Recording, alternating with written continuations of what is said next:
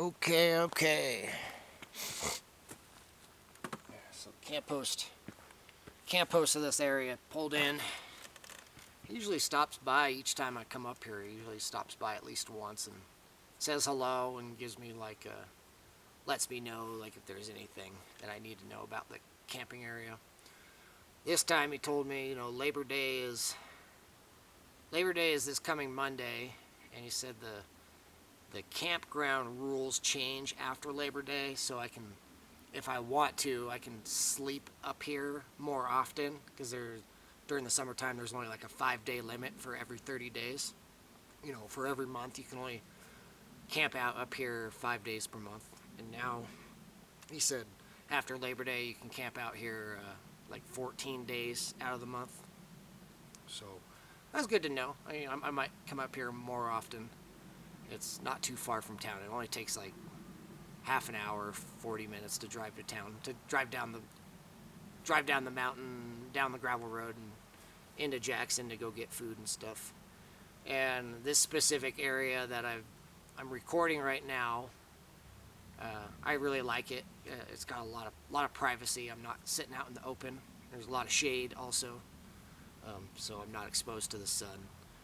I'm not sure if I've given you guys a look of this area, so we might as well do that real quick.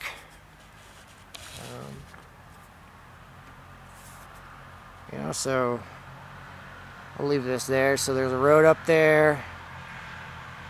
So you got that's where the ATVs are driving on. They're on a road. I have not been up that road. It's pretty. You need 4-wheel drive and it's pretty rugged. So I'll try to move the camera really slow. So you got the van.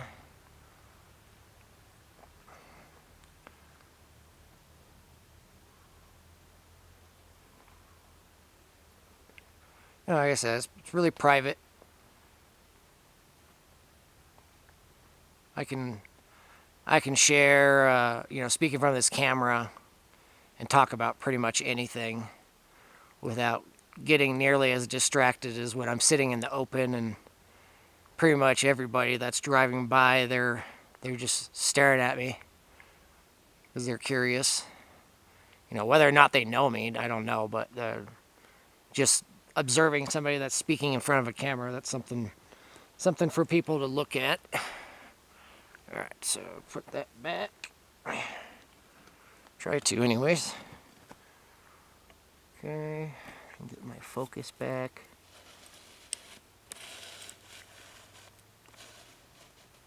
It's probably good.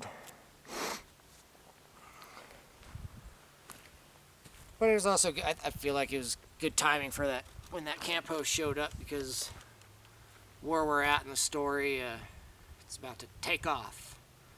So I'm about to tell you about doing DMT my first time. So prepare yourself. Let's go back where we left off before I cut. I told you about this strange guy that showed up at Dan's house right after I had agreed to do DMT at his house. My intuition was telling me that this guy who showed up, he was probably sitting in his vehicle, a couple blocks away. And if I would have taken off running, say I just had my van and I just took off running and didn't stop and initiate a conversation with Dan, that guy, he probably would have taken off following me, chased me. I'm in a van, so it's not like I could drive fast. So wherever I go, I'm just going to be slowly going to whatever next destination. So if I have a tail, whoever that guy was, all he had to do is follow me anywhere I went, and they just had to wait for their opportunity. But since I had agreed to do DMT at their house, somehow this got communicated to that guy, as far as I'm concerned, so he probably just drove and parked his car in the driveway and went in the house to observe. And he goes in, he shows up, he goes and sits down on the couch. Him and Dan don't even speak to one another. They acknowledge each other, but they don't speak to one another. That guy barely even acknowledges me. Like, he just, like a head nod or something like that. This is something as simple as just like a head nod or a hello. And then Dan is in his own little world, getting, he has like a bong, kind of like a bong for smoking weed, but he has a bong that is special for just smoking DMT. He went and got that. Sorry, I'm kind of shivering. I'm a little cold. It's kind of cold here in the shade. It was only in the 30s this morning. It was like mid-30s this morning, so it's not very hot right now. So if you notice me kind of shivering, that's what it is. So Dan's in his own little world. He's getting everything prepared. Gets his bong, and then he's the bong that he was using is kind of like what you use to smoke dabs. If you know what dabs are, it's just like oil concentrates of marijuana. It's like a THC concentrates. So the way a dab is smoked through a bong is you just have this, it's like a glass bowl, like a glass dish, and you use a blowtorch to heat up the dish. You just hold the flame on this glass bowl until it's like scorching red hot. I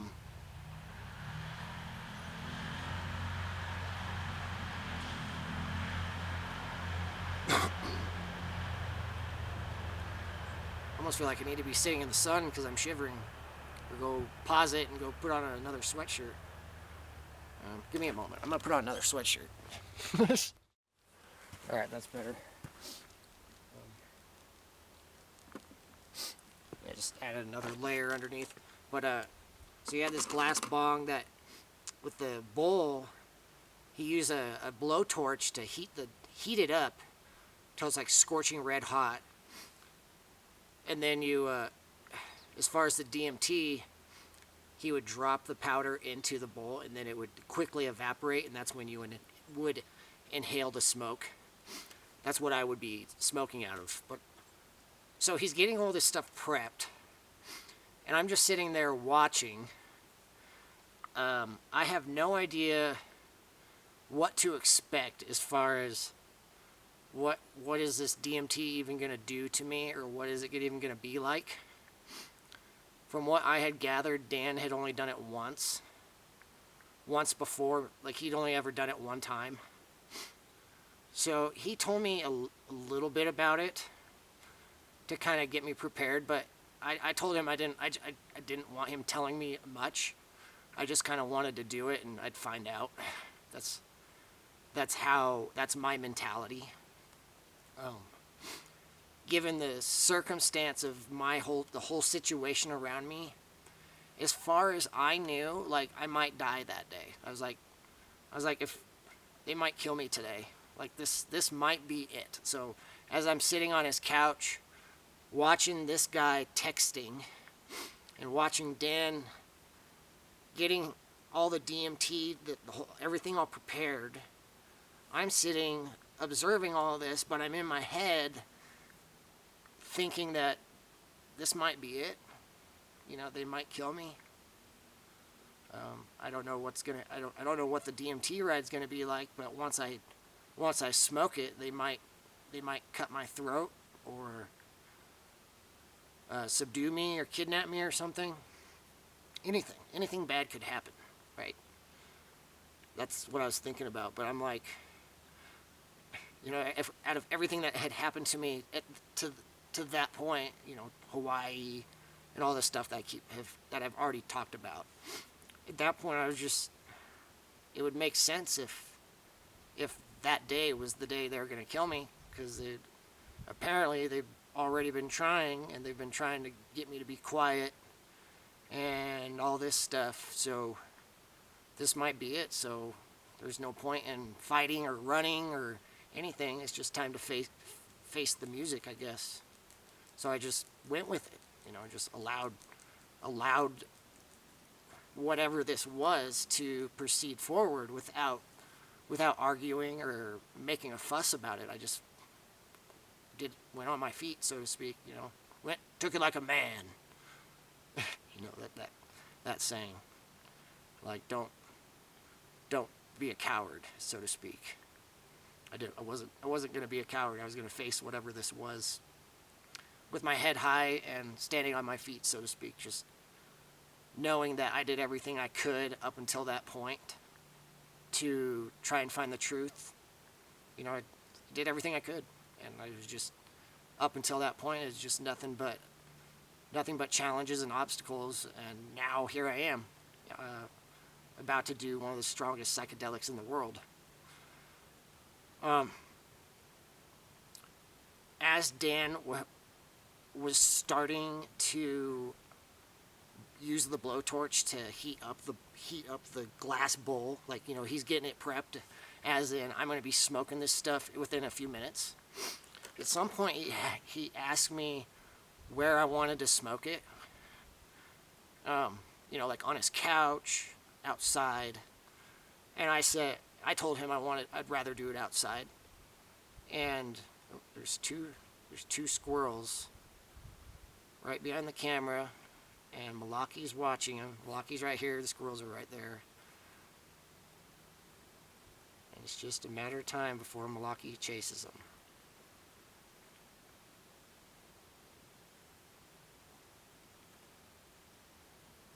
So I'm watching them. Very entertaining. So cute. They're just like two squirrels running together, and they're like playing. Oh, and Malaki was watching them, and now they're up the tree. But so he asked me where I wanted to do it, and I'm in my brain, I'm thinking like, well, I didn't say this out loud, but I'm thinking like, well, if you're gonna cut my throat or do something or kill me or something, I'd rather be outside in the fresh air than inside your house. I'm thinking this inside my head, not saying this out loud. But I say to him, I'd rather do it outside, where there's fresh air and I can look at the sky and stuff. He said, okay, no big deal. And so I go outside, and he has this big, giant pink bean bag, like a really big pink bean bag. And so I sit down on that, you squish down into the bean bag, so I'm pretty relaxed. And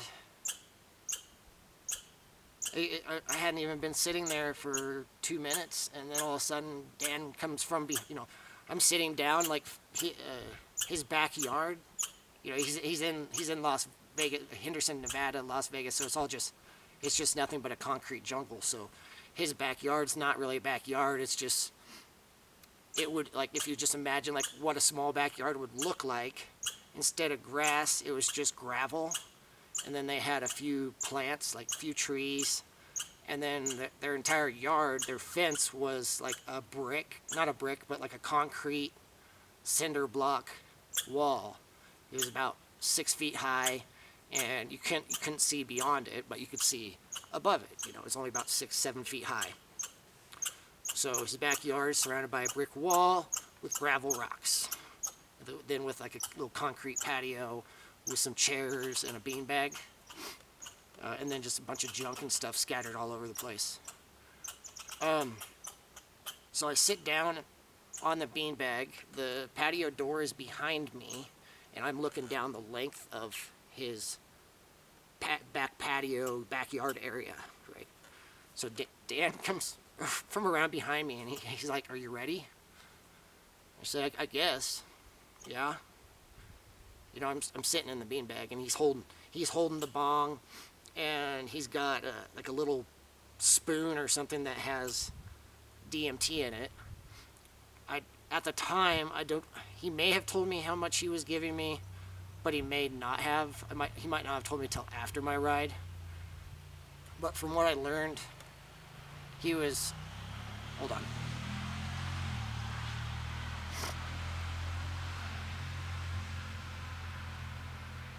From what I learned at some point, I smoked 0.33 grams of DMT in one hit. So he asked me if I'm ready. I say yeah. So he tells me to take the bong. So I'm holding it, and the glass, like he'd already used the blowtorch on the bowl part. So I'm holding it, and the glass is glowing. It's like glowing red hot, right? And then he's holding in his other hand. He has a spoon. Sorry, I'm shaking. I'm shivering because it's cold. He's holding a spoon and it has like all the DMT in it. And so I put my mouth down, and he's like, okay, as soon as I flip the spoon over, I'm gonna cup the bowl with the spoon, and all the DMT is gonna evaporate immediately because the thing's really hot. He says, as soon as I drop that on there, you need to start inhaling, and do not stop inhaling until all the smoke's gone, until you clear the bong. Okay, so that was his instructions. And then he's like, are you ready? I said, okay.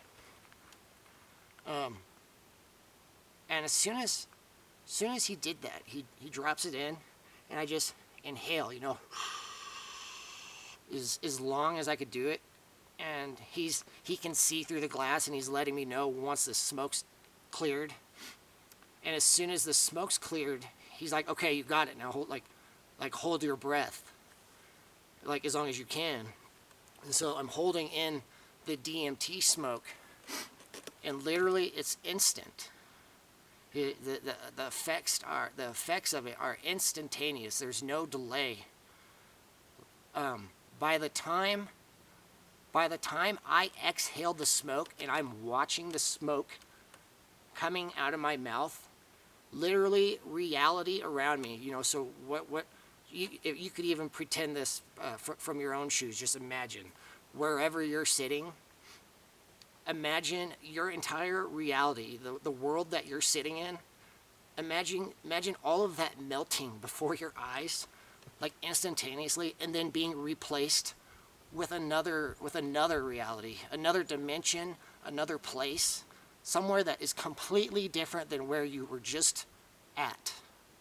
That's what happened. By the time I exhaled, reality shifted. Like reality melted before my eyes, and then I was in a different reality. But right when I started inhaling, and by the time I exhaled, Dan took a step back to observe me, and then his friend, whoever that guy was, all of a sudden he came around from behind me and stood next to Dan. And both of them were just staring at me as the DMT was kicking in.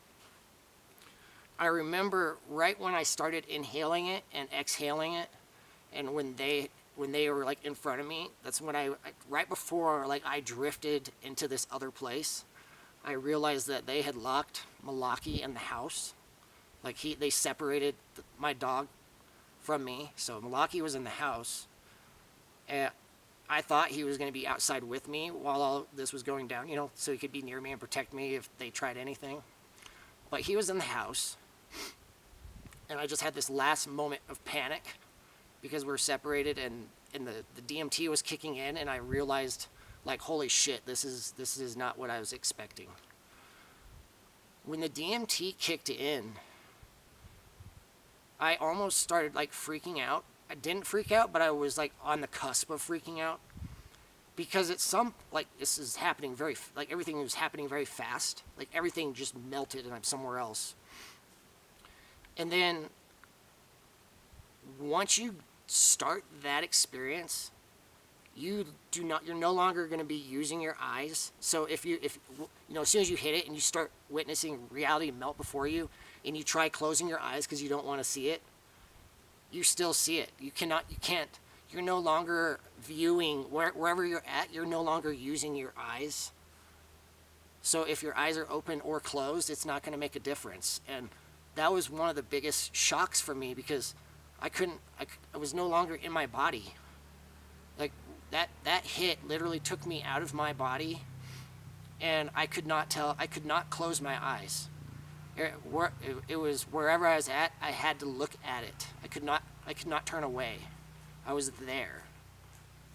And that scared me because it was like, okay, I'm here now. There's no getting away. I can't even close my eyes and pretend like, just try to. If I can't see it, it's not there. It's not there. But nope, that's not real. That's not going to happen. So if you're somebody that's considering doing DMT, this is an experience. You can't once you inhale it, you're on the ride like a roller coaster, and it will not stop until the whole process is over. Which entails you can't close your eyes and you can't hide from whatever you're about to experience. You're going to face it. Face whatever you're about to go through, no matter what. So this is something you will experience when you die. This is DMT is like having a death experience without dying. It's like having a death experience, but the difference is once the trip is over, you return back to your body. DMT allows your soul, your spirit, the you that powers your body, it allows you to leave your vessel and go off in any direction in this realm and possibly leave this realm. You can possibly go to other dimensions and realities. It depends on who you are and what you've accomplished in your lifetime or the things you've done in this lifetime. It's very circumstantial. So when as I begin sharing my experience with you, understand my experience is 100% unique, and I doubt anybody would ever have an experience like I have. Everybody will have their own. If you ever do it, you will have your own unique experience, something that I'll never experience. Just as much as the next person, I'll never experience what another person experiences. But I had my experience, and I know what some of it, bits and pieces as far as what I can remember. But when reality melted, suddenly I was somewhere else, and I couldn't close my eyes. I was there. And as far as Dan and this person, they were there with me. They were they weren't on DMT. So whatever they were perceiving through their eyes, it was probably just a normal reality, and they're just observing me. But from my perspective, I no longer saw either of them as I just had. Now I was seeing them as their spirit, like them, who they are on the inside, and not who they are as far as appearance-wise. And literally instantly, as soon as I looked at them, I knew exactly who Dan was, and I knew who the other person was. Dan is the one. He's the one. He's the one who fucked up everything. He's the one who betrayed God and tried killing my father. And then, I don't know if I was kidnapped or something. He did something really bad and claimed some power for himself that was not originally his. And then him and whoever was part of it, if you've ever heard of like the fallen angels or the Forsaken, and the devil or whatever, but if you just focus around the fallen angels, they had a leader, the chief. They're amongst however many of the fallen angels that there are, they all of them had someone that they looked to as their leader, the one that rebelled against God. And it had to do something with whoever Dan is a long time ago. Somehow he was close to God, and he did something to try. He didn't claim absolute power. It was a trap, but Dan took the trap, and then everything has happened since then. I'm going to explain all this, but Dan tried murdering God and tried claiming God's powers. And then since then, this giant hourglass has been counting down because God, it's this thing between God and the devil where, the leader of the fallen ones, he was envious of God and God's Son because everybody loved God and God's Son because of just how they were ruling this everything, you know, how everything was created and the goodness that came from God and his son. And amongst God and his son are a whole bunch of other people, entities, spirits that are within this dynamic, this family, this giant family, brother-sister dynamic within this other reality. And Dan, whoever he was in this other time and place, was jealous of all of this. He tried murdering God, and he tried, I don't know, he kidnapped me or did something where after he did this act, he claimed these powers for himself, and then him and all of the Forsaken and the Fallen Ones, either there was a battle and they all got banished here, or they all ran through some portal, or they somehow arrived here on Earth, somehow they arrived here. And they wanted to claim this place for themselves. They wanted to have it for themselves, and they wanted God out of the picture. And then their leader wanted to make Earth, this place, to create it in his own image, to make this world turn into a place of his own making. Okay. So after this incident with trying to kill God, and then all of the Forsaken and Fallen ending up here on Earth, there's been this hourglass, this big long clock, you know, like a few thousand years, where this clock has been counting down, and God has been giving their leader, the devil, Satan, Lucifer, whatever name you want to call it, Abaddon, giving him this opportunity to make the world in his image, and then see how the world really ends up once the clock reaches zero. Because he is the leader of the Fallen One, Dan. He believed that he could make a better world.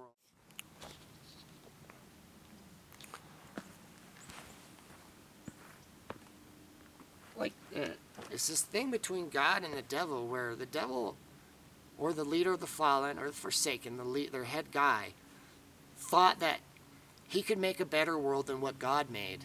Thought he could make people love him more than people love God. Thought he could do all of these things better than what God could do. And so it became this challenge.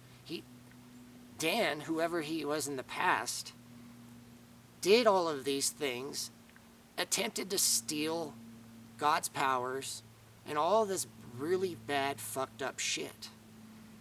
And as a product of this, God has stepped back and allowed certain things to go through, because it was already too late. It was already, everything was in motion.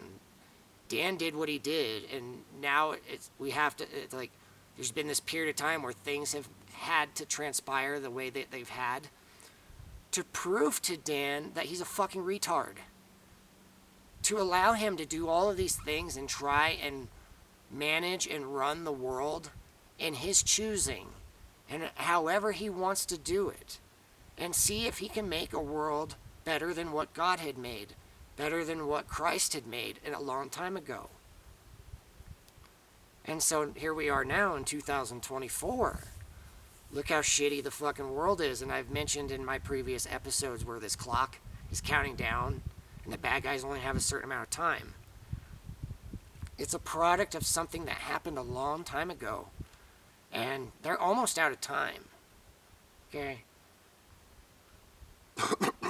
But I only just told you all of this because when I hit that DMT, and as soon as reality melted, as soon as I started looking, after going through the trauma of not being able to close my eyes or turn away, and then all of a sudden I'm looking at the two individuals in front of me, Dan and this other guy, immediately I knew who he was. It's you. It's you, dude. It's like all of a sudden I was having all of these memories come back. Memories that I've never had, but memories from another lifetime. And immediately I knew who he was. He's the traitor of humanity. He's the one that, before this event happened that I described a few minutes ago, as far as this thing between God attempting to be murdered, or like Dan, someone attempting to kill God, and then it created this clock. Dan is the one. It's like since that time, Dan is the reason why everything in this world, all of the good that had once existed, everything that used to exist that no longer exists now, is a product of Dan taking over this realm. You know, whatever his real name is, I don't know, and I don't really care. I'm just calling him Dan because that's how I met him. Okay, and so that's how I'm going to be referring to him throughout the story, is just Dan. If that's his name, then okay. But if that's not his real name, I don't care.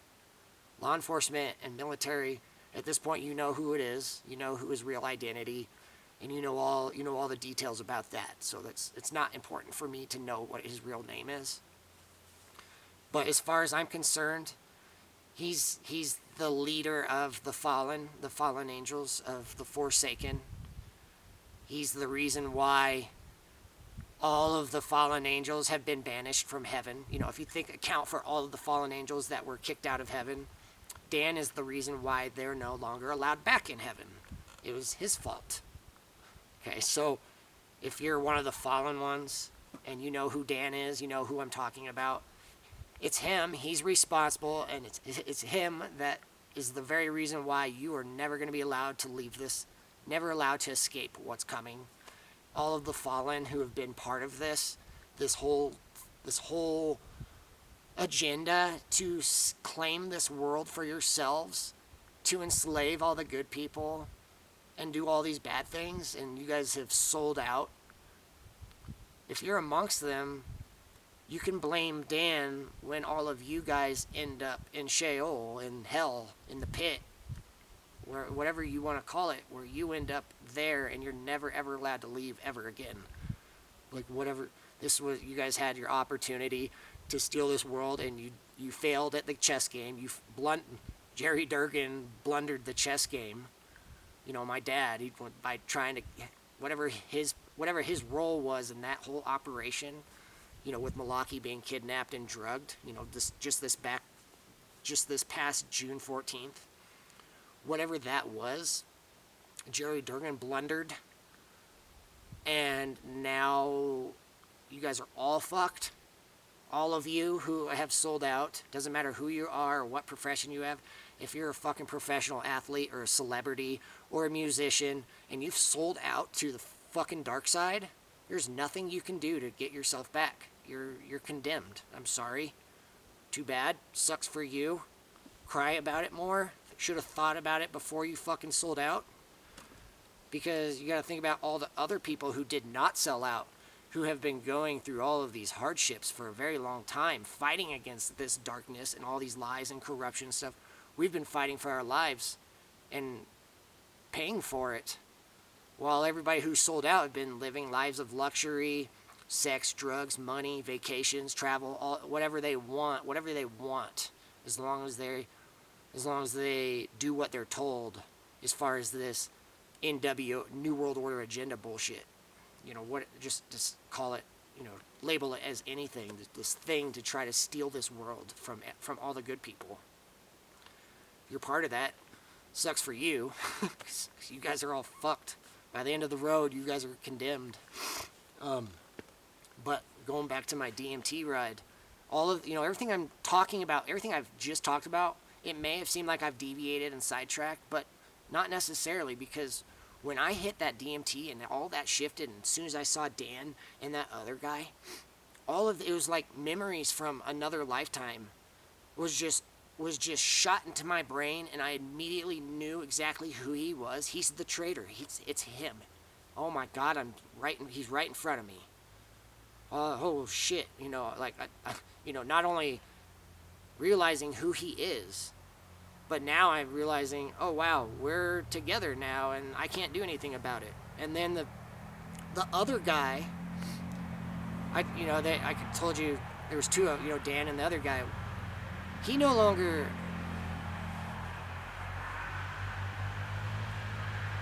waiting on the ATVs. The other guy no longer appeared the same either. the other guy, when the guy came in, he was just like a white dude. He was just a white guy with, I don't know if he had a little bit longer hair. So, just like, looked like a normal person. But on DMT, he looked like a gray reptile. Like his skin was gray. Like all of his skin was gray, and it looked like it had scales. And he literally just looked like like a reptilian, but he was all gray. He had no color to his aura. It was just like, he's just like something really dark. And from immediately, like, information went into my brain, and I was told, like, he's the henchman. He's the one that will do the dirty work for Dan. So if Dan wants me dead, he'll just tell that guy, okay, kill the guy. So that guy will walk over, and he'd be the one to cut my throat or whatever. So his henchman. So I'm sitting there like, this is all happening within 60 seconds of exhaling the smoke. It's like time doesn't even exist anymore as I'm in this other place, and all this information just shooting in my head, as well as just being in this other reality. And I'm just like trying not to freak out. I'm like, oh my God. And then after I identified them, at some point Dan held out his hand, and there was this hot white orb, just like an orb, like this floating white orb that was like floating in his hand. And he told me to look into it. And at first I didn't want to, but eventually I did. And I didn't really have a choice. Like, I can't close my eyes or look away. I was like, I have to, wherever I'm looking, I'm there. There's no way of escaping. So he tells me to look at this orb. As far as my perspective in this other reality, it was an orb. But if, for somebody who's sober, just watching me go through the experience, like say if you were there watching me, what was really happening was, as soon as I went under the influence, Dan pulled out his phone and turned on the camera with the flash, and he started recording me, started filming me with his phone. But from my shoes, he was the devil, and he was holding up an orb, and he was telling me to look into it. So I looked into it. And then all of a sudden, my soul, I went into this orb. And when I went inside of it, all of a sudden, I was watching my entire life. My entire life was playing before my eyes in great, great detail. Every choice I made, every time I said yes, or every time I said no, every time I went left, or every time I went right, every time I agreed to do this, or every time I disagreed to do that, every decision that I made, like imagine if I was in a maze, and every decision I'm making is leading my life in different types of directions, and as a product of my choices, certain things are happening, which opens different doors as I'm going, and then different forks in the road. So I'm constantly going through this maze, unknowingly. I have no idea what I'm doing. I'm just following this path. Whatever this path is, I keep making these certain choices that I'm making, even if they might not make sense at the time for anybody who's observing. But for me, my choices have had meaning, and everything that has happened to me, it's like going through a maze and making all of these choices, and eventually I was up, thinking from birth all the way up until that day, that moment when I was inhaling that DMT, that maze, that path, that everything I was being shown, all of my choices that I made was leading me to that exact moment in time where, I told you I went into this orb. So I was shown my entire life in great detail, but it was moving very fast. Everything was moving like lightning speed, but in great detail. And I was seeing it all like I'm watching a movie from a third perspective. And as soon as I reached the moment of smoking the DMT, as far as reviewing my life, as soon as I hit the DMT and that, I came out of that orb. I came out. Now I'm back in the beanbag. Like I'm back where I was before I went into the orb, and Dan and that guy are still standing there. But I'm still in this other dimension. I'm in this other reality. And at that point, I'm like, holy fuck. I'm just like blown away, just like completely like freaking out, starting to fight the experience, because that was what I had just gone through. That was like reviewing my life right before death. You know, it's like a near, like reviewing everything about my life before I'm about to leave this world.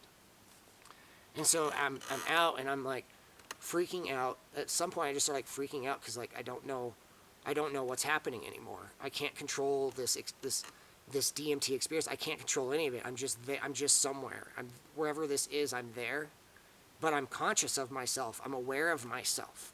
Like my thoughts are aware of myself. I'm able to have my own thoughts, and I'm observing all of this stuff, but I have no control over it.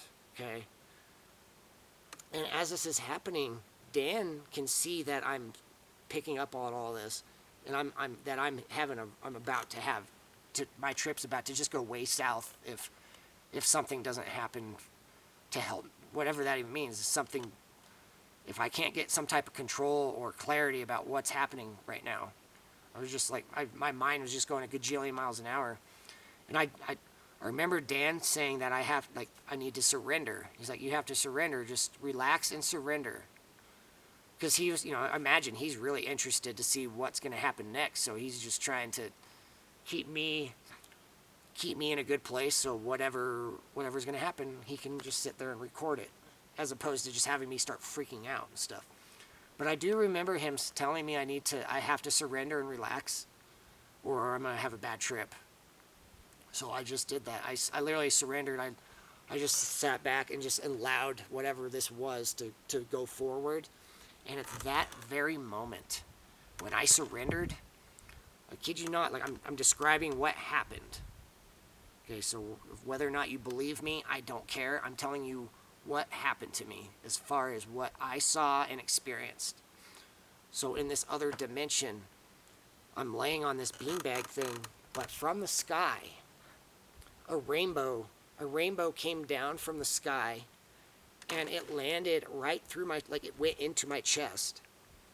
Like wherever it came from, down from the firmament, hit me in the chest, and my soul, my spirit, I was sucked out of my body, and I left this world. I left Earth. I went beyond the firmament. And once I was there, that's when I was like returning home, where I came from before I was born here on Earth. Immediately I knew where I was, and I was like, I felt safe, right? I was safe. I know this place. And at the same time, I mean, I don't remember everything that happened. As far as DMT, anybody who tries describing what DMT is like, it's like describing color to a blind person. No matter what I tell you or share with you, my words will not do justice for what I experienced. What I'm telling you, what I'm sharing with you, it's like the very tip of a giant, huge iceberg. Say this is the tip of an iceberg, and this is the surface of the water. The iceberg goes all the way down here. You're only getting a sliver of what I experienced as I'm describing it. But I went somewhere else. I went home. I left this place. My spirit went out of this reality. And the people, the entities that I met were entities that have known me before I was born. They've known me. They know my spirit, and they know who I am. And me being in that position, it was all, it was meant to be. I told you I was having this calling. When I discovered DMT, I had this calling to start to find DMT and do it. It was them, they were calling me to find it. And once I was there, that's when they told me who I am. That first DMT ride, they showed me and told me who I am, as far as the big picture. As far as Earth and beyond Earth and below Earth, above and below, I'm the king. As far as they told me. Like, you're him, you're the king. It's you. And not only did they tell me, they showed me my power. They showed me what I'm capable of. When I was there, I got to see myself. And when I was looking at my body, I was entirely blue. Like, my body was glowing like a neon blue. almost like Dr. Manhattan from The Watchers. If you've ever watched The Watchers and you know that Marvel comic books, there's Dr. Manhattan, that the guy that glows blue and he's like a god.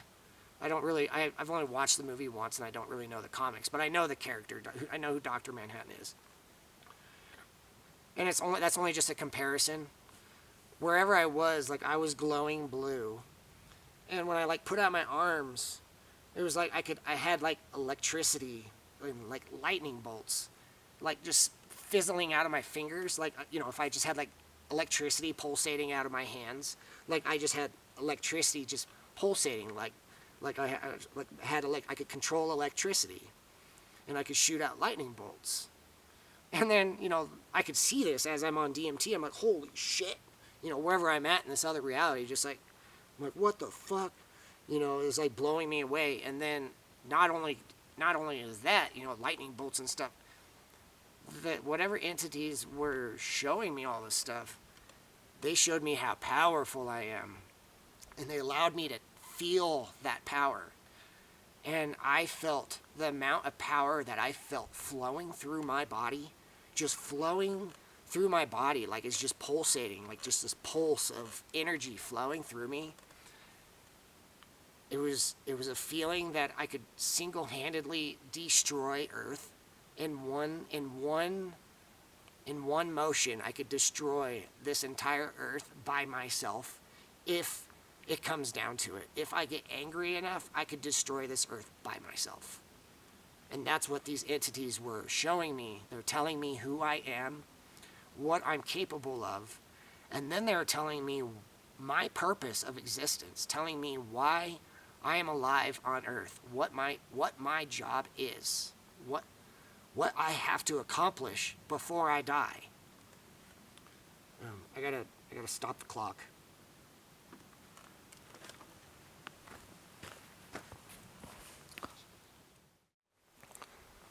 Alright. Yeah, so whatever these entities were, I have no recollection of what they look like or everything that they said. I'm just telling you the general message, but they're telling me what I'm capable of, what my purpose of existence is, what I'm going to have to accomplish, what I need to accomplish, what's at stake, what I'm up against. They filled me in on so many aspects of, excuse me. Once this DMT ride is over, it's going to be the beginning of a very difficult path for me. After this first DMT ride is over, I'm pretty much going to be on my own until the end of the game, until things happen one way or the other. I'm going to have to figure everything out by myself without having anybody in my company to tell me yes or no or give me the truth when somebody lies. I'm not going to have anybody to assist me. I have to figure it out on my own, and that I'm about to go down a very deep, dark, and dangerous path. And only I am capable of succeeding on this mission. They're telling me it's a mission. Only I am capable of succeeding and overcoming the challenges that are ahead of me. I'm going to be facing a lot of very bad people with very evil intentions, and I'm going to be on my own to be able to tell the difference from who's good and who's bad, and how to avoid traps without somebody next to me telling me what is and what isn't. So this is all being explained to me in this other reality. Not only all of that, but also they're telling me a little bit about Dan, about what he is going to do to me once I come back to DMT. When I was up there, they told me that when I come back, I have to pretend that I'm under his spell. I have to pretend that he has me, You know, I have to convince him that I will join his ranks at some point. But he's not going to believe me until I prove myself. So this was being explained to me. There's going to be a period of time where he's going to be testing me in different ways. And he's going to be doing all kinds of fucked up things, seeing how I respond to see if I'm actually on his side or if I'm not.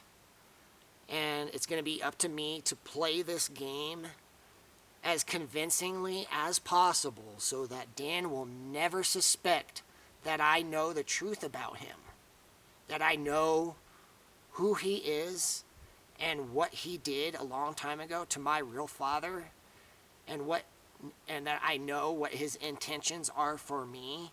He can't know that I know, and I have to pretend that I blindly believe everything that he says.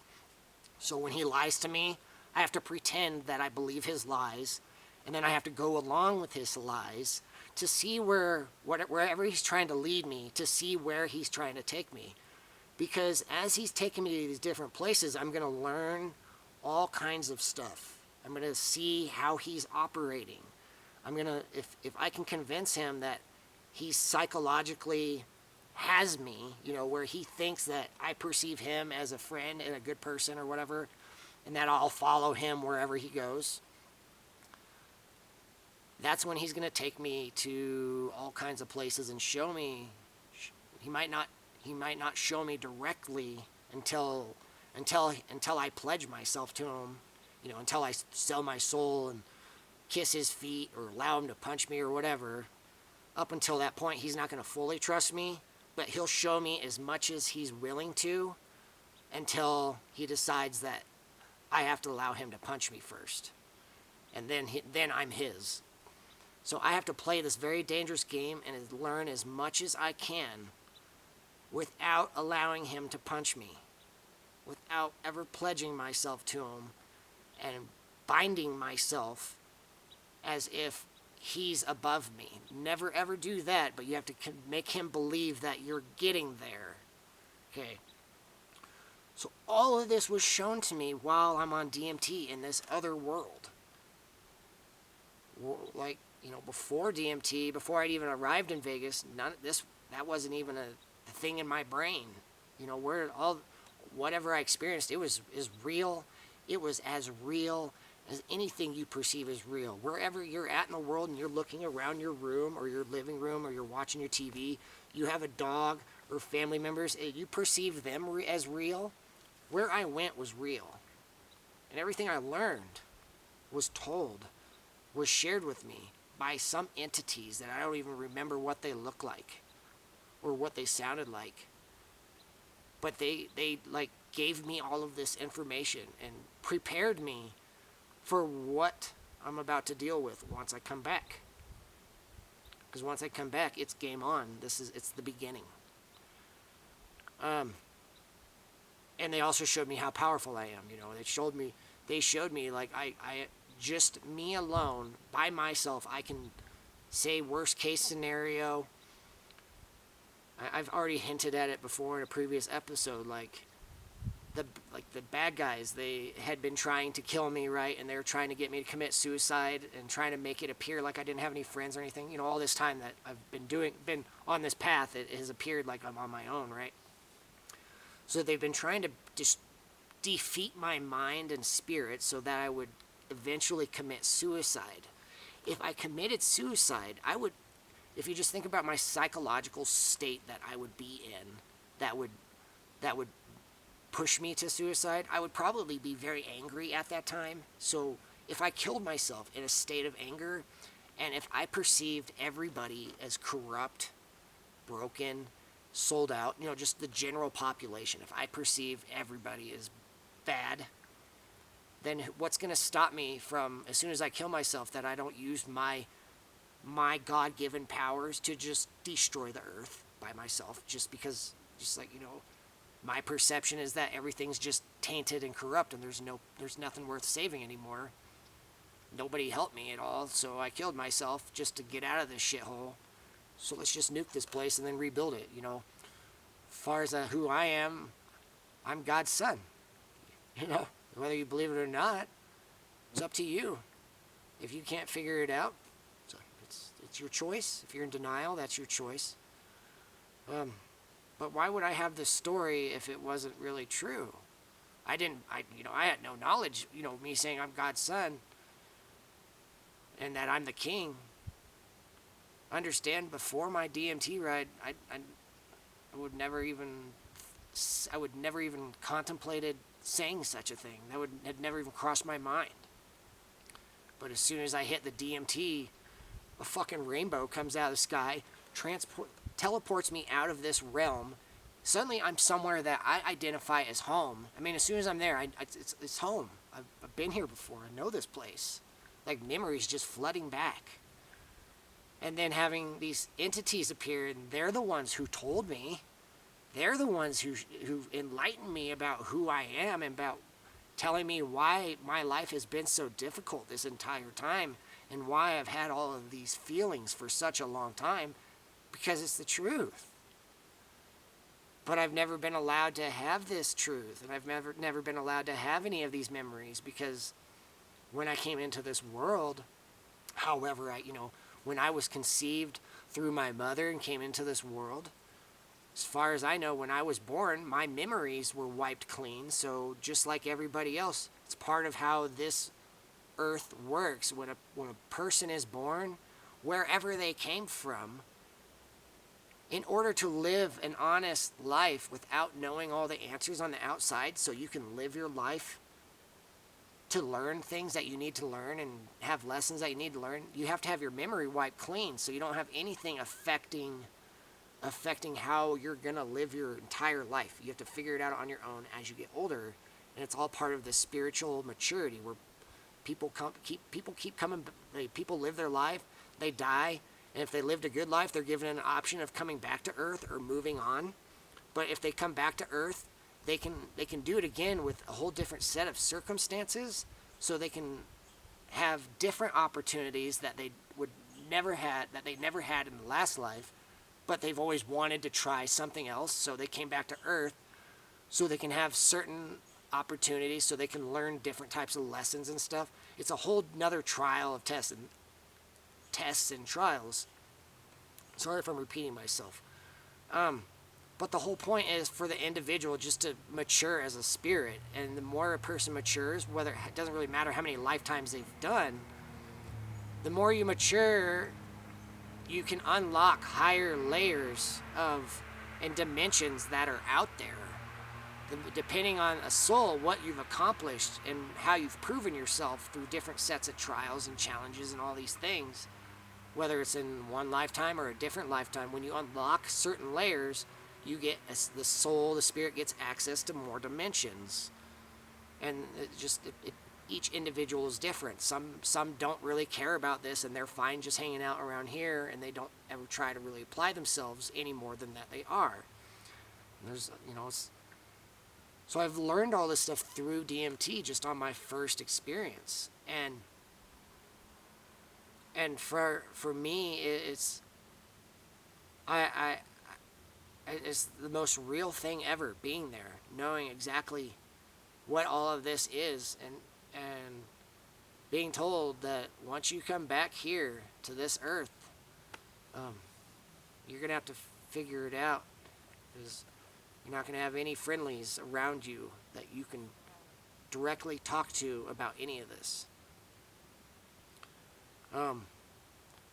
When I came back, at some point, all this information that had been shared with me, I came back the way I went up. I remember the rainbow beam coming back to Earth, and that's how my soul, my spirit, was transported from outside of this realm, outside of Earth. My soul was like teleported through this rainbow beam, and I went back into my body. I remember going back into my body, like, oh, and then, like, the DMT was still flowing, so I was still in this other place, but it seemed like it was gradually wearing off, but, I mean, the visuals around me Like all of a sudden, like I was in Dan's back, his back patio area, his backyard. Like the area I was in, it was those dimensions, but it was DMT. Everything was really, all the colors were very vivid. It's like you can hear color and see sound. Uh, I don't know. Everything's all backwards and weird and stuff. And then there's like all of the. I'm just trying to describe different things I saw. Well, it's his back patio, but it's a different reality dimension. So all of the gravel that I told you was gravel on his back patio rather than grass. All of the gravel, they were eyeballs, like they were eyes. They were like living, like the rocks were alive, and they were conscious. So each rock was able to consciously be looking at me. It's like the rock was possessed by some type of spiritual energy, and every single rock was conscious energy, and they all had eyes. So it's metaphorically like wherever you go, not just me, it's like everybody, wherever you go, this earth is alive. So everything is conscious energy. So how you treat things, if you treat things good or bad, your surroundings will respond to that. Because if everything is conscious energy, even if say this is just a static thing, this is just something it's not alive, it's just a bottle of bear spray, but it's a material thing and it's of this realm, so it's a conscious energy. So who's to say that some type of entity or spirit could inhabit or possess this thing and just be around you to observe how you are? So if you say, for example, you're a shitty person and you're out in the woods by yourself and you're doing all kinds of bad stuff in the woods, you're cutting down trees or you're poaching animals, causing forest fire, any of these things, any bad things, and you think you're alone, nobody's around to witness, well, everything's alive. It's conscious energy, and that's how karma can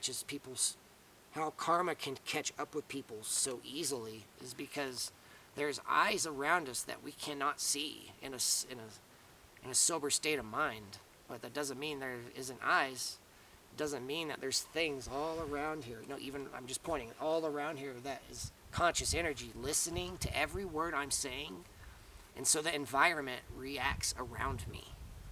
Who's to say that's not real? And then, which means everywhere I go, this conscious energy, it knows I'm a friendly, and it knows I'm here to try and fix things, which is why I'm surrounded by positivity, which is why these dark entities and these negative entities can't touch me, is because whatever is around me that's conscious energy and it's listening, that is what's protecting me.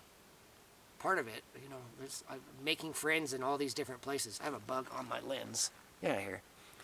It's like I'm making friends I'm making friends in different dimensions and layers, and all of it is responding to me in a positive way, while at the same time I've identified a bunch of bad guys, so the environment itself is responding to bad people in a negative way. It goes both ways, so the same thing would apply to you.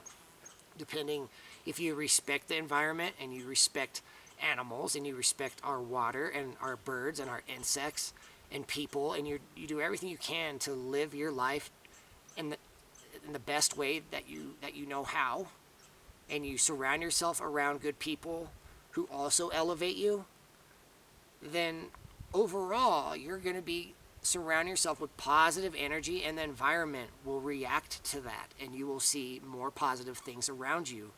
But if you're surrounding yourself with bad people and you're doing bad things and you're hurting people, you're hurting others, or you're stealing, any bad thing you can think of, the environment is going to respond to that, and you're going to be constantly experiencing misfortunes and bad lucks. You're going to be getting sick all the time. You might be getting injured all the time. Your vehicle might be breaking down more than it should.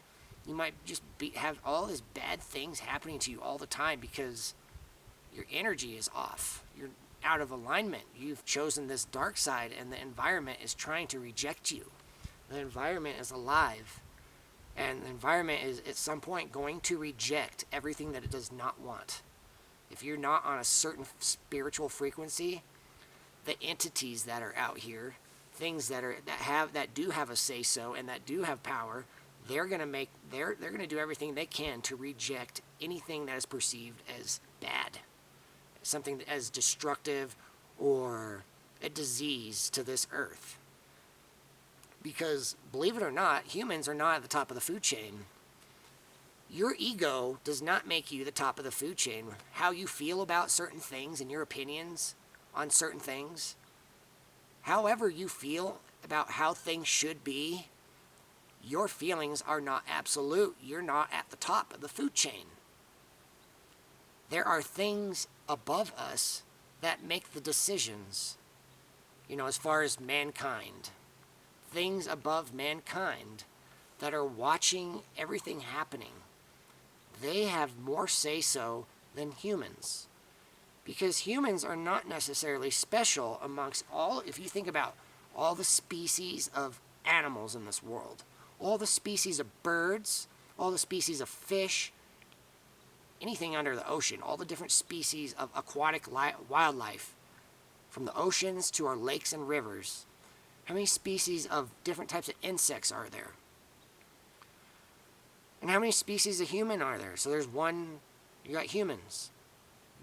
Hundreds of thousands, millions of species of all living things in this realm. And then you got humans who think that they're above everything. What happens if we remove humans from the equation and you leave everything else? Well, the earth would probably function in a healthy way. Things would probably balance out, and whatever is still there except for humans, it would just continue without wars and all the bullshit that we see today. What we have today is humans whose egos are, right now we have a lot of people whose egos are so big that they believe they're above all other living beings and that they can do as they wish with anything that they want. They believe themselves as gods amongst men.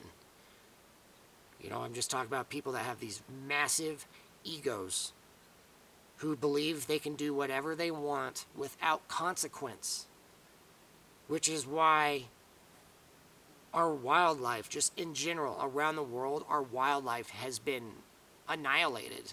The amount of wildlife that exists today is nowhere near what existed 100 years ago, even 200 years ago. What kind of wildlife and animals and all types of living things existed 500 years ago? Things that existed that today we have no concept of. We couldn't even believe something like that would have existed. But it did, but it got extinct. It was made extinct because somebody's ego was so big. They just decided that it was a threat and they decided to go kill all of them. And right now, people are going to have to realize that no matter, say, whoever you are, you say you don't believe in God, you don't believe in Christ, you don't believe in the devil, you don't believe in the Forsaken, whatever your personal beliefs are, what are you going to do on the day that you die? That's one promise that you have, is that you're going to die someday. But what are you going to do on the day that you die and you discover, holy shit, I am a spirit?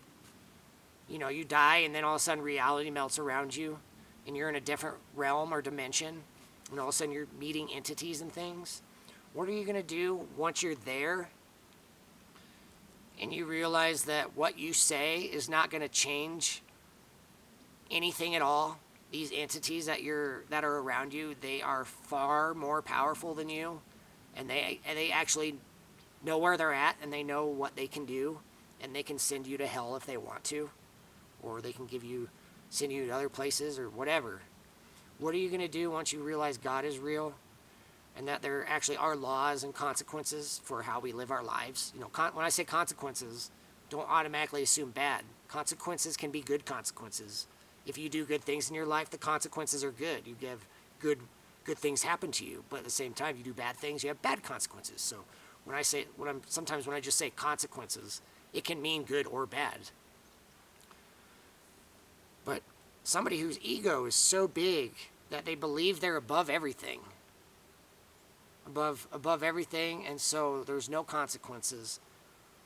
If that's you, what are you going to do once you die and find out, oh shit, God's real, there's laws, and I thought I was above everything, and even though I had all these warnings and messages, all this information available to let me know about, finding balance in life and finding the meaning of life and why we're here and finding God and finding out that, oh, it's me who has to earn God's trust in order to leave this realm, in order to return home, because a long time bad things happened, and now everything's a test. Your life is a test, and your test is you have to prove your trust. God, you have to prove your trust to God. You have to earn your ticket out of here. God does not have to earn your trust. You have to earn God's trust, because God's kingdom beyond this realm, it's perfect. It's perfect. And if you ever want to go there, just imagine, say, I want to go to God's kingdom, heaven, whatever name you want to call it. If you want to go there, then you should expect whoever is already there, they have already passed their tests, and they've worked through all of their own. They've defeated their own demons. They've done things that have made them worthy of being there. If you are someone who has not passed your tests, you have not faced your own bullshit, you have all types of traumas and things that you're clinging to of this earth, the day that you die and you have not become spiritually aligned, what makes you think you will be allowed to go to this place if your energy is all kinds of not in balance? Just say your energy, your spirit, you have not found what you've needed to, you've not accomplished, passed your tests. Okay, I'm just trying to think of the right analogy. You have not passed your tests, and you got all this negative shit still attached to you. Why would you be allowed to go to God's kingdom, or to be with everybody else, if all of this negative stuff is still attached to you, where after a period of time, your negativity is going to infect and affect everybody who's in God's kingdom? If you have not passed your tests and trials and tribulations, and you have not gotten rid of your ego, and you still think you're above everything, you're never going to be allowed to go associate with these people, because you're going to piss them all off, and they're going to want you out. They're going to kick you out. So, for who you are now, it's important for you to face all of this, all of what I've shared, and think if it might be true or not. How could I have learned such a thing? I learned it on DMT, because I fucking left this world and it was all explained to me. So, if you are having a test now, if right now you're listening to this, and I don't know who you are individually, I don't know what you have been through in your life individually, I don't know your state of awareness, but depending on where you're at, and as far as your spiritual maturity and the lessons you've learned and all that stuff, once you die, there's going to be some type of entity that's either going to send you back to Earth so that you can go through more tests and trials, because you have more that you need. For you specifically, you have more things that you need to work on before you can leave. While other people, those who have sacrificed, and those who have been fighting this spiritual war, those who have earned their ticket through whatever way, they have done some type of good deed or deeds, and they're not lying, and they have no bad intent. They just have lived a good life. Those individuals will likely earn their ticket out, and they can go to God's kingdom and stay there if they want to, or come back to Earth if they want to, because they've passed their tests. Okay. So when I came back to Earth from this experience. All of this information's flying through my head, but I'm in Dan's back patio. I can still see Dan for who he is. I can still see his henchmen for who he is. They're like gray reptile, and Dan looked weird too. But and then I'm looking around. I can see all these eyes on everything. I can see the conscious energy. Everything was conscious energy. And then at some point I saw a whole bunch of snakes. At some point I started seeing snakes all over the place. There's snakes all over in his back patio area. I mean, they look like real snakes, but, it was just part of the DMT. Like, they might have been spirits or demons or something that was in the area, and they were just snakes watching the thing. I don't know, but I remember seeing all these eyes and then snakes. Then at some point, Dan had let Malaki out near the end of my ride. It might have been when I came back. I might have called for Malaki and they'd opened the door. But at some point I saw Malaki while I was on DMT. I saw what he looked like in his spiritual form. And his entire aura was like a rainbow aura. He had every color. It was like complete entire spectrum of all colors. Like if you just think of his coat, like his fur coat, like he's like red and white, brown coat. But on DMT, his coat was all like every color you can imagine, and his colors were shimmering, like his whole body was shimmering. And I was having this energy hitting me. This energy was coming into my head, telling me who he is, and he's somebody. He's very important within the animal kingdom. As far as the animal kingdom, if you think about just animals and the spirits that inhabit all the animals, all of those spirits, they know who Malaki is. I'm not saying all of them, but this animal kingdom, they know who Malaki is, and they know who I am. And because of Malaki's personality, and they appointed him as their leader. He's their leader, like their spokesperson. He's the one representing the animal kingdom. All animals and all life. He's the one representing the animals.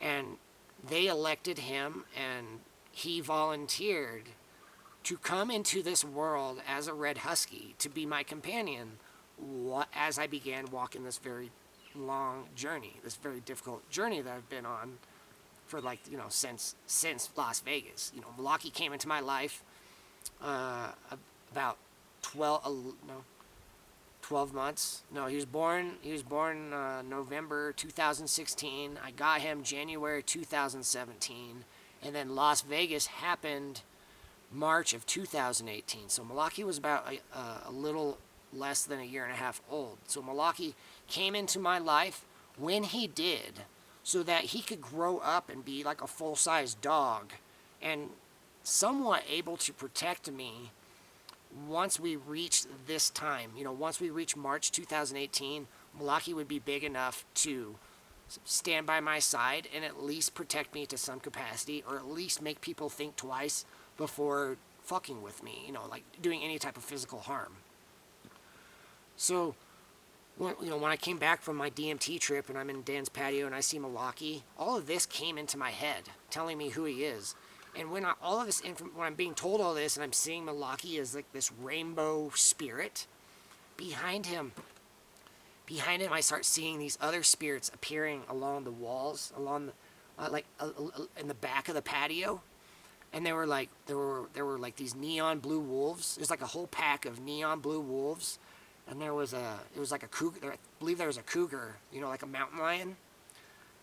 And all of them, they were spirits, and they were his pack. As far as when Malaki's in this, when Malaki dies, say when in this reality when Malaki moves on, and he dies, and his spirit is released from his dog body, from his husky body. Those wolves are his pack. So there's these neon blue wolves that watch over Malaki, and then there was some cougar, some mountain lion there too, and all of them had it was like the entire patio. At some point when I started looking around, like the entire patio was surrounded with these spiritual animals, and they're all on my side. They're all my friends, and they're just like and they're like snarling at Dan. So it was like Dan could not touch me even if he wanted to, because all of them are just, they would jump on him. You know, in a spiritual context, they would jump on him and maul him if he even thought about laying hands on me while I was on DMT, which is why, you know, this experience, my first DMT ride, it lasted for, from what I remember, I think Dan said it was like an hour and 15 minutes to an hour and a half. Like I was gone out of this world for that long. And from my shoes, it seemed like an eternity. Where I went, it felt like I don't know, weeks. It felt like I'd been gone for weeks. As far as space and time, time is different in this other place, and it felt like a very long time. And when I came back and I found out it was only an hour, and like an hour and a half, hour and 15 minutes, I was like, wow.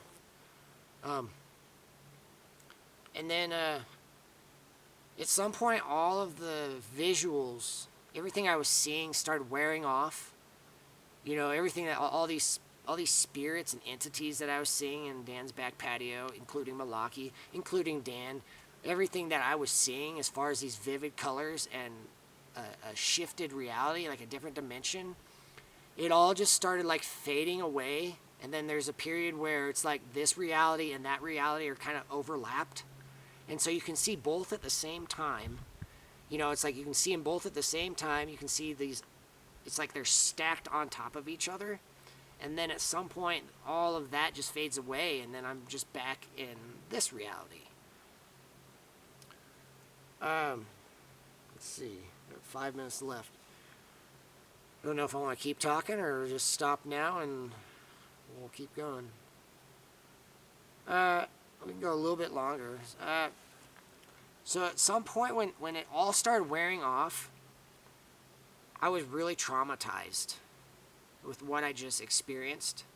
Because not only did I just learn about all of that, but I had learned about, I know who Dan is now.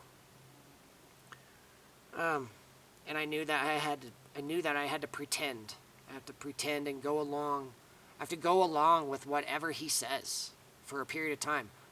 I was not told how long this was going to last, you know, how long I was going to be within his influence. But for this duration, I had to pretend. So from that point forward, from the moment I came back from my DMT ride, I was pretending and acting to convince Dan otherwise, to make him believe that just that DMT ride alone, make him believe that that was enough to pull me into his world, to where he could eventually recruit me and get me to submit to his authority. That's what his goal is, and I was aware of it from the very start. And my voice is getting really raspy, and my throat's starting to hurt. I'm either going to need to take a break and continue this evening. Yeah, or I'll do more tomorrow. I don't know, it just depends how I feel later. But I'll work on getting all this footage assembled. The next video, the next segment that I'll share, you know, once I do start recording, you can expect to hear about what happened, you know, after I returned back from that DMT trip, to where I was coherent and aware of my surroundings and knew exactly where I was. And I'll tell you about everything that happened after that, because it just gets weirder and weirder. For how long I've been speaking this morning, if you're blown away with this story, just letting you know it's the beginning. Like, that was my first. That was just my first DMT ride. I've done DMT, I think like between 20 and 25 times. So I've experienced a lot of stuff, and I've learned a lot. And then there's also my magic mushroom experiences. So there's going to be a lot of things to talk about. And now that we've just got past this first DMT experience, now I get to tell you about the time that I spent with Dan and his wife and people that I met while I was in Las Vegas. So that's that's all that I'm going to be talking about for probably the next few hours is what happened while I was at Las Vegas. And now you know how my first DMT experience went and what I learned and went through during that and the circumstances behind it. The only reason why I even agreed to do DMT at Dan's house was because I thought he was going to murder me there. If I had I denied him and just left and went to Sedona, Arizona without doing it at his house, they probably would have murdered me out in the desert. They probably would have kidnapped me out in the desert and I would have disappeared. So that's a big reason why I agreed to do it, because I felt like I had no choice. I felt like I was at the end of the road. It was either do DMT or die or be murdered, and that's why. And then after my DMT experience, all of these suspicions would kind of more or less be confirmed, as if my suspicions, like, yeah, you were right the entire time, and they were all facts. We were going to kill you, but now we're not. And I'm going to tell you about all that, you know, the things that Dan shared with me since then. Because at that point forward, he believed, because I was pretending, from that point forward, he believed that he had me. He thought he had it in the bag. And now, on these next videos, I'm going to be telling you about the game I was playing against him and the things that I experienced. So, timer's about out, so yeah, I might as well just be done for now. I might end up going back into town and start getting all this stuff assembled and reviewed. But have a nice day. Just remember, we're just going to keep going. Just don't give up on the story. If this is blowing you away and it's messing with your head, just don't abandon the story yet. It's important to stick around and hear me out for a while. That way you can get more clarity and understanding. But anyways, have a good day, evening, or night, wherever you're at, and I'll see you next time.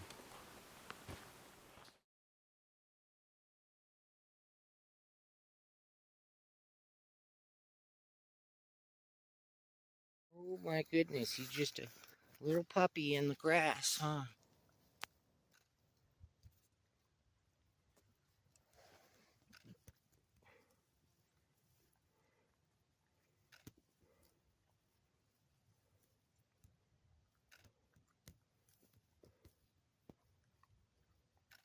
This is the life of Malaki.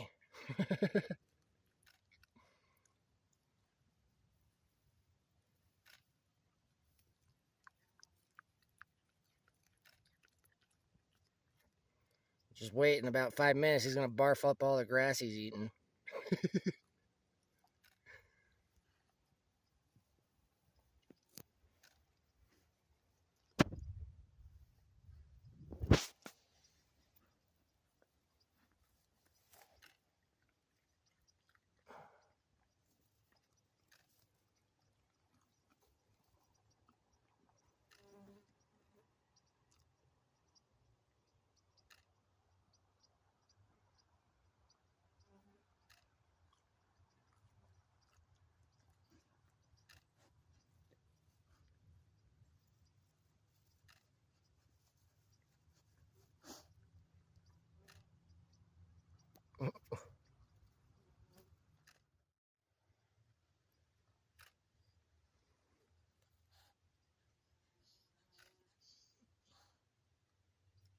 Just a puppy, huh? Yeah, just a little puppy.